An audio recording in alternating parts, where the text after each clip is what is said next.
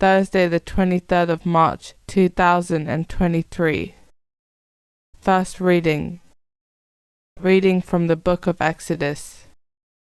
The Lord spoke to Moses, "Go down now, because your people whom you brought out of Egypt have apostatized. They have been quick to leave the way I marked out for them. They have made themselves a calf of molten metal, and have worshipped it, and offered its sacrifice. Here is your God, Israel, they have cried, who brought you up from the land of Egypt." The Lord said to Moses, "I can see how headstrong these people are. Leave me now, my wrath shall blaze out against them, and devour them. Of you, however, I will make a great nation." But Moses pleaded with the Lord his God. "Lord," he said, "why should your wrath blaze out against this people of yours whom you brought out of the land of Egypt with arm outstretched and mighty hand? Why let the Egyptians say, 'It was in treachery that he brought them out, to do them to death in the mountains, and wipe them off the face of the earth'? Leave your burning wrath, relent, and do not bring this disaster on your people.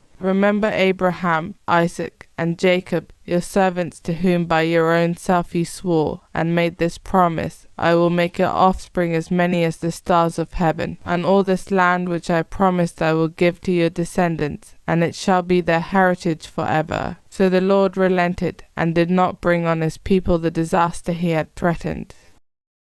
Responsorial Psalm. O Lord, remember me out of the love you have for your people. They fashioned a calf at Horeb, and worshipped an image of metal, exchanging the God who was their glory for the image of a bull that eats grass. O Lord, remember me out of the love you have for your people. They forgot the God who was their Saviour, who had done such great things in Egypt, such portents in the land of Ham, such marvels at the Red Sea. O Lord, remember me out of the love you have for your people. For this he said he would destroy them. But Moses, the man he had chosen, stood in the breach before him, to turn back his anger from destruction. O Lord, remember me out of the love you have for your people. Gospel acclamation. Glory to you, O Christ, you are the Word of God. Your words are spirit, Lord, and they are life. You have the message of eternal life. Glory to you, O Christ, you are the Word of God. Gospel. Reading from the book of John. Jesus said to the Jews, "Were I to testify on my own behalf, my testimony would not be valid, but there is another witness who can speak on my behalf, and I know that his testimony is valid.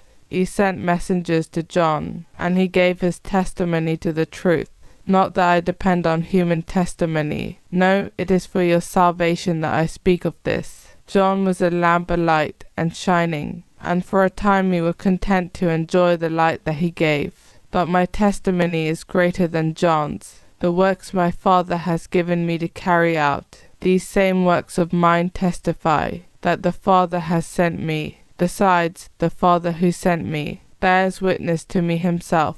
You have never heard his voice. You have never seen his shape, and his word finds no home in you, because you do not believe in the one he has sent. You study the scriptures, believing that in them you have eternal life. Now these same scriptures testify to me, and yet you refuse to come to me for life. As for human approval, this means nothing to me. Besides, I know you too well, you have no love of God in you. I have come in the name of my Father, and you refuse to accept me. If someone else comes in his own name, you will accept him. How can you believe, since you look to one another for approval, and are not concerned with the approval that comes from the one God?